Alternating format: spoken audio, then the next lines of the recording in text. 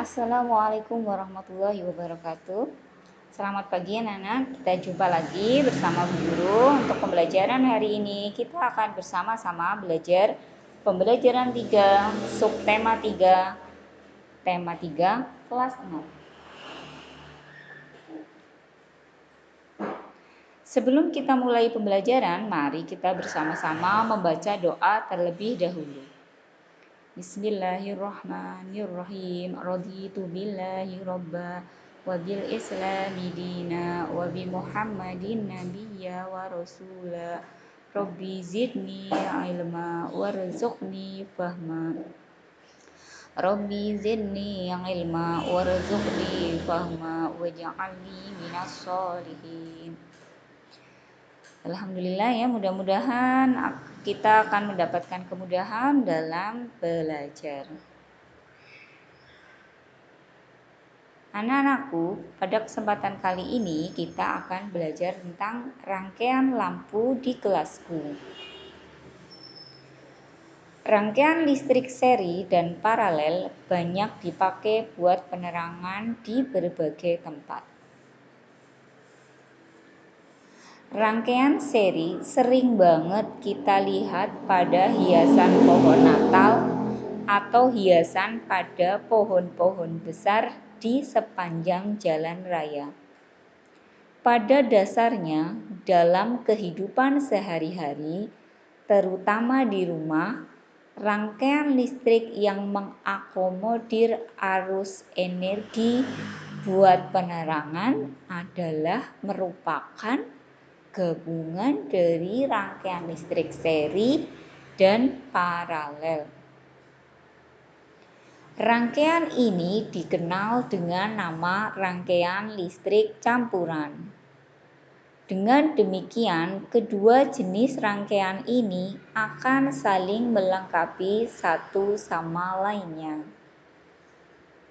Kalian perhatikan, di situ ada gambar rangkaian campuran, ya, di mana ada yang rangkaian seri, itu yang merah itu dikasih tanda seri, dan ada yang paralel. Kalau yang percabangannya itu yang paralel. Lampu 1 dengan lampu 2 itu paralel. Lampu 3 dengan lampu 4 itu seri. Dan itu yang tombol on off itu adalah saklarnya. Anak-anak kalau tadi menyimak bacaan yang Bu Guru baca, apakah ada kata-kata yang menurut kalian agak janggal? Ya, jika iya, tandai pada LKS kalian, LKS tema 3 kalian, kata-kata yang menurut kalian janggal, kalian tandai dengan cara menggaris bawah. Di garis bawah kata-kata yang menurut kalian janggal. Kita lanjut. Seperti halnya lampu di kelasku yang menggunakan rangkaian listrik campuran, terdapat 3 buah saklar dengan 4 buah lampu di kelas. Saat saklar 1 dinyalakan, maka yang menyala adalah hanya lampu 1 atau L1. Saat saklar 2 S2 dinyalakan, maka hanya lampu 2 L2 yang menyala. Saat saklar 3 S3 dinyalakan, maka lampu 3 atau L3 dan 4 atau L4 menyala. Dengan kondisi tersebut, maka rangkaian seri pada lampu di kelas adalah L3 dan L4. Sedangkan rangkaian paralel adalah L1, L2, dan L3, L4. Rangkaian paralel akan sangat membantu sekali penghematan biaya listrik. Karena kita tidak perlu menyalakan semua lampu saat cuaca tidak terlalu gelap. Kita hanya perlu untuk dapat menyalakan lampu sesuai kebutuhan. Nah, nanti kata-kata yang menurut kalian dirasa janggal, kalian tuliskan yang tadi sudah digarisbawahi oleh kalian tuliskan pada tabel ya. Kata-kata yang dirasa janggal itu adalah kata-kata yang non baku. Nanti perbaikan kosakata bakunya harusnya yang seperti apa? Ada dulu contohkan di situ dipakai ya, harusnya dipakai. Dan kalimat yang di situ rangkaian listrik seri dan paralel banyak dipakai buat penerangan di berbagai tempat. Itu kalimat tidak efektifnya. Terus diperbaiki oleh kalian, harusnya menjadi rangkaian listrik seri dan paralel banyak dipakai untuk penerangan di berbagai tempat. Tuh, dipakai artinya pakai perbaikannya menjadi dipakai pakai I. Kemudian buat penerangan ya, perbaikannya adalah untuk penerangan. Terus contoh yang lain, buat ya harusnya diganti menjadi untuk. Nanti kalimat tidak efektifnya dituliskan di situ, diikuti dengan perbaikannya. Banget sekali perbaikannya. Nanti kalimat tidak efektifnya bagaimana, perbaikannya bagaimana. Untuk kalimat tidak efektifnya itu kalian tinggal mengambil aja dari bacaan yang tadi, dicuplik aja. Nanti pada kolom perbaikan itu yang harus kamu perbaiki. Kata yang non baku diganti dengan kata yang baku, dan kata-kata yang berlebihan dikurangi supaya efektif. Begitu ya untuk kata non baku, nanti diperbaiki. Kemudian dari bacaan tentang rangkaian tadi, apa sih topik permasalahannya pada paragraf 1?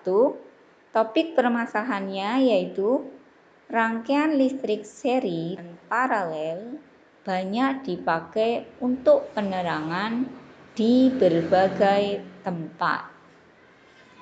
Paragraf 2-nya berisi penjelas ya. Nanti pada saat Ananda menuliskan penjelas ini sambil mencermati gambar rangkaian listrik yang ada di LKS tema kalian ya. Penjelasannya, saat saklar 1 S1 dinyalakan, maka yang menyala adalah hanya lampu 1 atau L1. Saat saklar 2 S2 dinyalakan, maka hanya lampu 2 L2 yang menyala. Saat saklar 3 S3 dinyalakan, maka lampu 3 L3 dan 4 L4 menyala. Dengan kondisi tersebut, maka rangkaian seri pada lampu di kelas adalah L3 dan L4. Sedangkan rangkaian paralel adalah L1, L2, dan L3, L4. Barangkali anak-anak bertanya-tanya, kok bagian paragraf 2 yang berisi deret penjelas ini panjang ya?